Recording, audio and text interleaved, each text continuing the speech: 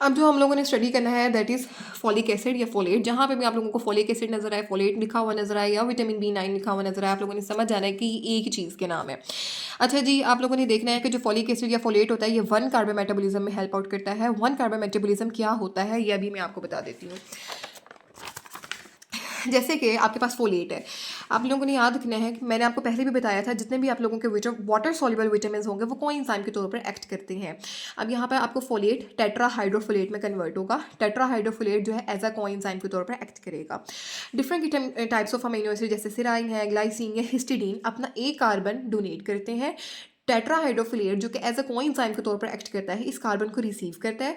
फिर जो रिएक्शन में अगला प्रोडक्ट आपका इंटरमीडिएट प्रोडक्ट बनता है उसको वो कार्बन ट्रांसफर कर देता है। इस तरह से जो आपका फोलिक एसिड, फोलेट या विटामिन B9 है वो वन कार्बन मेटाबॉलिज्म के अंदर हेल्प आउट करते हैं। ठीक है, आई होप इस चीज़ की समझ आ गई होगी कि जो फॉलिक एसिड है या फोलेट या vitamin B9 one carbon metabolism में हेल्प आउट करते हैं, न्यू कंपाउंड्स बनाने में हेल्प आउट करते हैं।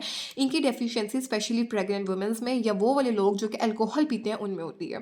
इनकी जो सोर्स होती है ये होती है लीफी ग्रीन वेजिटेबल्स, स्पेशली जो आपके पालक के पत्ते होते हैं, साग हो गया, इन सब के अंदर जो है फॉलिक एसिड काफ़ी ज़्यादा अमाउंट में प्रेजेंट होता है।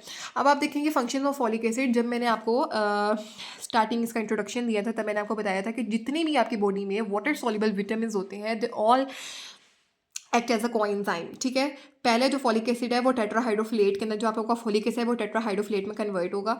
टेट्राहाइड्रोफिलेट जो है एज अ कोएंजाइम के तौर पर एक्ट करता है। ठीक है,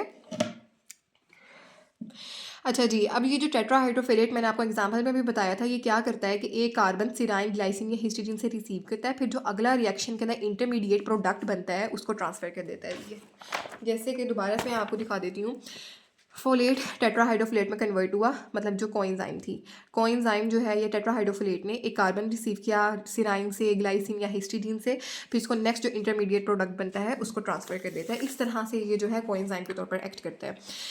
नेक्स्ट हम लोगों ने स्टडी करना है न्यूट्रिशनल एनीमियाज। एनीमियाज का मतलब क्या आता है, lake of blood in the body. और न्यूट्रिशनल एनीमिया मतलब अगर आपकी जो है ब्लड की कमी या खून की कमी किसी न्यूट्रिशनल डेफिशिएंसी की वजह से है तो उसको हम बोलते हैं न्यूट्रिशनल एनीमिया। ठीक है, तो अनीमिया एक ऐसी कंडीशन होती है जिसमें जो है आपकी जो हीमोग्लोबिन होती है वो नॉर्मल लेवल से भी कम होती है। अच्छा जी, इसके बाद आप लोगों ने ये एक टेबल आपका होगा साइड पर, जिसको हम यहाँ से मैं आपको दिखाने की कोशिश करती हूँ, दैट इज़ न्यूट्रिशनल एनीमियाज। इसकी ना 3 टाइप्स आपको नजर आ रही होंगी।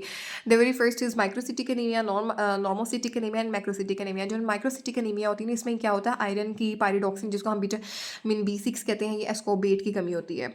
और जो मैक्रोसिटिक एनीमिया होती है उसमें विटामिन B12 की और फोलेट की कमी होती है। जहाँ पे भी अगर आपकी बॉडी में विटामिन B12 की कमी होगी तो फोलेट जो है अपना वर्क परफॉर्म नहीं कर सकेगा और आपकी बॉडी में जो है एनीमिया की डेफिशिएंसी ब्लड की डेफिशिएंसी हो सकती है। इसके अलावा जो है माइक्रोसिटिक एनीमिया में आयरन की, पायरिडॉक्सिन की और एस्कॉर्बेट, इन तीनों की कमी होती है। एस्कॉर्बेट जो है ना इसको कहते हैं हम विटामिन सी। आप लोग जब आगे विटामिन सी का टॉपिक पढ़ोगे ना तब आपको ये भी नजर आएगा कि विटामिन सी की अगर डेफिशिएंसी होती है तो आयरन कम होता है हमारी बॉडी में। जब आयरन कम होता है तो आपकी बॉडी में माइक्रोसिटिक एनीमिया कॉज होता है। ठीक है, बस ये हम लोगों ने इसी तरह याद रखना, आगे हम इसको इंशाल्लाह डीपली स्टडी करेंगे।